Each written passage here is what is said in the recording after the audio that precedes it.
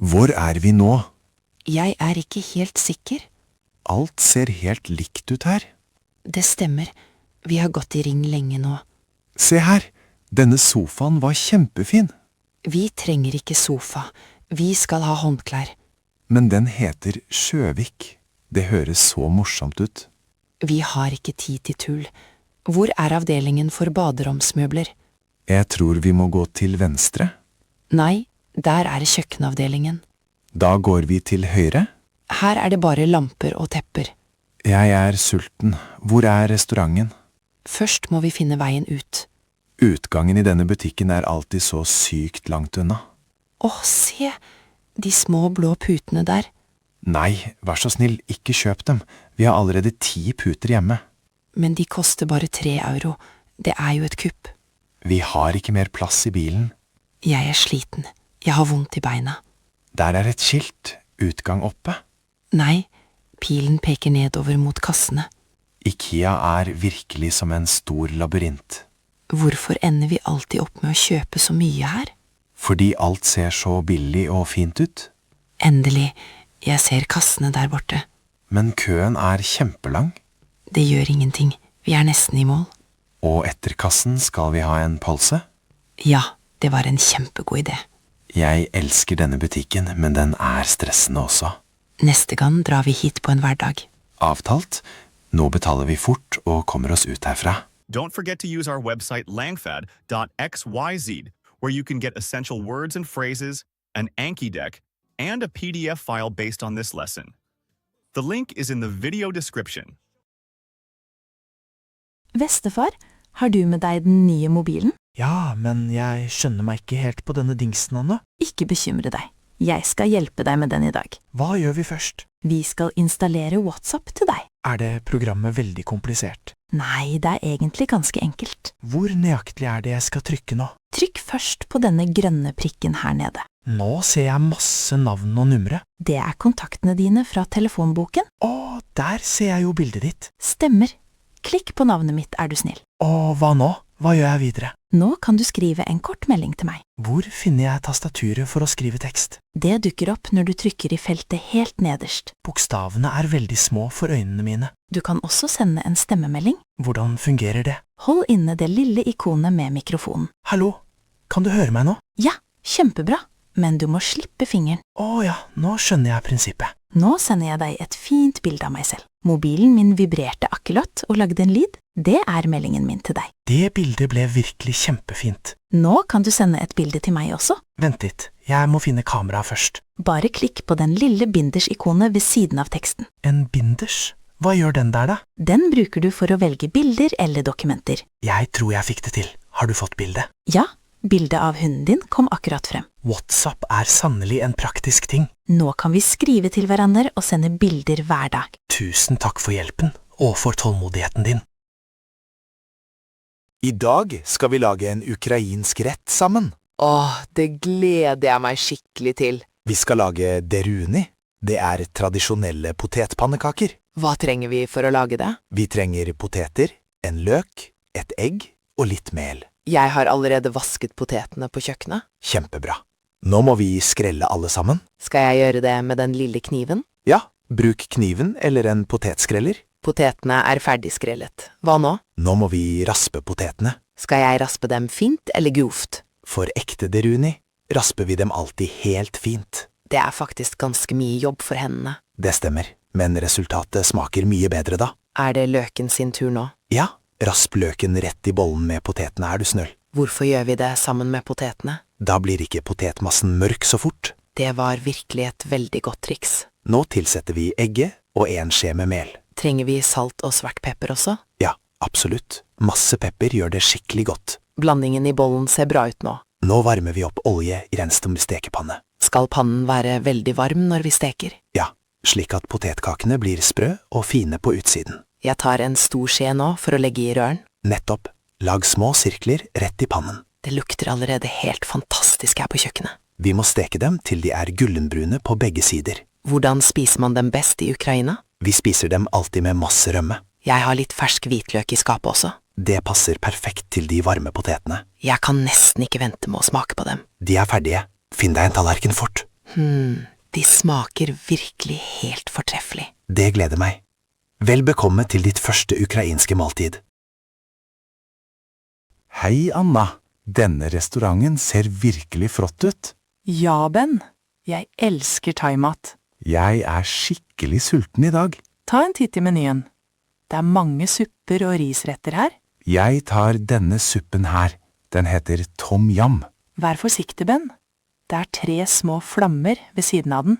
Det betyr sikkert bare at den smaker godt. Nei, det betyr at den er veldig sterk. Å, putsann. Jeg liker alltid sterk mat. Det er ikke noe problem for meg. Jeg bestiller heller en mild curry med kokosmelk. God dag. Vi vil gjerne bestille. En mild curry til meg, takk. Og en tom yam-suppe til meg, men gjør den skikkelig sterk. Har du ikke lyst til å bestille et glass melk ved siden av? Nei takk. En kald øl holder lenge for meg. Der kommer maten vår allerede. Det lukter veldig godt. Suppen ser rød og farlig ut. Smak på en skje, da. Herregud, dette er ikke mat, det er ild. Jeg sa det jo til deg. Ansiktet ditt blir helt rødt. Vann. Jeg trenger masse vann med en gang. Her, ta mitt glass med vann. Drikk sakte. Det hjelper ikke. Det brenner fortsatt i munnen min. Servitør, kan du bringe et glass melk og en banan med en gang? Jeg klarer ikke å snakke mer. Tungen min er helt nummen. Du måtte på død og liv ha den sterkeste suppen. Det var en stor tabbe. Jeg gråter til og med litt. Spis litt av risen min. Det hjelper mot styrken. Takk, Anna. Du er min redning. Neste gang bestiller du kanskje heller nudler. Ja, definitivt. Aldri mer 3 flammer på meg. Å nei! Det kan bare ikke være sant! Hallo, fru Müller. Er alt i orden med deg? Hei, herr Schmidt. Nei, ingenting er i orden. Hvorfor står du ute i gangen så sent? Jeg skulle bare kjapt ut med søpla. Men du har jo bare på deg pyjamas og tøfler. Det er nettopp det som er problemet. Døra snekket igjen. Og nøkkelen din? Ligger den inne i leiligheten? Ja, den ligger rett på kjøkkenbordet. Jeg ser den gjennom vinduet. Det er virkelig en vanskelig situasjon. Det er nesten midnatt, og det er ganske kaldt her ute. Har du kanskje med deg mobilen? Nei, mobilen min ligger selvfølgelig også på kjøkkenet. Kom inn i leiligheten min så lenge. Jeg skal lage oss litt te. Det var veldig snilt av deg. Takk. Dette er så flaut. Ikke tenk på det. Det har skjedd med meg også en gang. Seriøst? Hva gjorde du den gangen da? Jeg måtte ringe etter en låsesmed. Er det dyrt? Jeg har ikke mye penger på meg akkurat nå. Ja, på natta koster det dessverre ganske mye. Sikkert 2000 kroner. Uff da, det er jo nesten halve husleia mi. Vent nå litt. Har du ikke latt et vindu på badet stå åpent? Jeg tror det, men det er jo i 2. etasje. Jeg har en lang stige i kjelleren. Kanskje vi kan prøve det? Det hadde vært helt fantastisk. Håper bare det ikke er låst. Vent her. Jeg henter stigen og en lommelykt. Takk, herr Schmidt. Du er en helt i nattens mulm og mørke. Null problem. Naboer må jo hjelpe hverandre. Når jeg er inne i leiligheten igjen, skal jeg bake en kake til deg. Det var et kjempetilbud. Da setter vi i gang. Hei, Clara. Jeg skal bare kjapt ta med denne sekken til søppelplassen. Vent, stopp litt, Thomas. Hva har du oppi der egentlig? Vel, helt vanlig søppel. Plast, papir og noen matrester. Det går ikke her. Vi er i Tyskland nå. Hva mener du med det? Søppel er vel bare søppel? Nei, vi må sortere alt helt nøyaktig. Det er viktig for miljøet. Ok, forklar meg det da. Hvor skal papiret? Papir skal i den blå dunken, men uten plastfolie. Og hva gjør jeg med denne tomme pizzaesken? Er den ren, eller er det mye ost og fett på den? Det er fortsatt ganske mye fett på pappen. Da kan den ikke i den blå dunken. Den må i restavfallet. Dette er jammen komplisert. Hva med disse yoghurtbegrene? De er av plast, så de skal i den gule dunken eller den gule sekken. Må jeg vaske begrene først? Nei, de må bare være tomme. Men du må fjerne aluminiumslokket helt. Skjønner. Og hvor skal bananskall og kaffegrut? Det er bioavfall. Til det har vi den brune dunken i bakgården. Greit. Det skal jeg huske. Blått for papir, gult for plast, brunt for bio. Akkurat. Og hva har du der i hånda? Er det en vinflaske? Ja, den er tom. Skal jeg kaste den i restavfallet? Nei, absolutt ikke. Glass må til glasskonteinerne borte i gata. Må jeg sortere etter farge der også? Ja, det er egne konteinere for hvitt glass, grønt glass og brunt glass. Helt vilt. Jeg trenger jo en utdannelse for å kaste søpla mi. Man venner seg fort til det. Det føles godt å bidra. Ok, jeg skal sortere alt på nytt en gang til. Trenger du hjelp, eller fikser du det selv nå? Jeg fikser det. Blått, gult, brunt og glass. Jeg er klar. Supert. Lykke til med sorteringen, Thomas. Hallo, unnskyld, er dette kupé nummer 6? Ja, det stemmer. Bare kom inn. Tusen takk, jeg tror plassen min er her oppe. Jeg har også reservert en plass oppe. Vent litt, jeg skal sjekke billetten min. Jeg har nummer 42. Da er det min seng her nede. Det er egentlig veldig bra. Er du glad for det? Jeg liker meg egentlig best øverst. Ja, jeg sover mye bedre nede. Toget rister ganske mye i dag. Det er sant. Vi skal direkte til Praha, ikke sant? Stemmer. Vi er fremme i morgen tidlig 7:00. Har du sovet på nattog før? Nei, dette er første gangen min. Jeg er litt spent. Det er egentlig ganske koselig. Man hører bare skinnene og vinden. Det beroliger meg. Hvor kommer du fra egentlig? Jeg kommer fra Berlin. Og du? Hvor skal du hen? Jeg kommer fra Warszawa. Jeg skal besøke venner i Tsjekkia. Så hyggelig. Jeg skal bare ha noen dager ferie i Praha. Er du sulten? Jeg har med epler og noen kjeks. Det var virkelig veldig snilt av deg. Takk. Jeg har dessverre bare vann. Vil du smake på en kjeks? De er hjemmebakte. Gjerne. Si meg, har du allerede vist billettene til konduktøren? Ja, han var her i kupeen for 5 minutter siden. Da har jeg akkurat gått glipp av han. Jeg må gå og lete etter han. Han kommer sikkert snart tilbake igjen. Bare sett deg ned så lenge. Greit, jeg skal bare legge kofferten min oppi hylla. Kofferten er veldig stor. Trenger du kanskje hjelp med den? Nei takk, det går fint. Jeg er sterk nok. Da ønsker jeg deg en god natt og en god reise. Takk, det samme til deg. Sov godt. Se her, dette operahuset er virkelig helt nydelig. Ja, arkitekturen her i Lviv er rett og slett fantastisk. Jeg er så glad for at vi fikk tak i billetter til i kveld. Jeg også.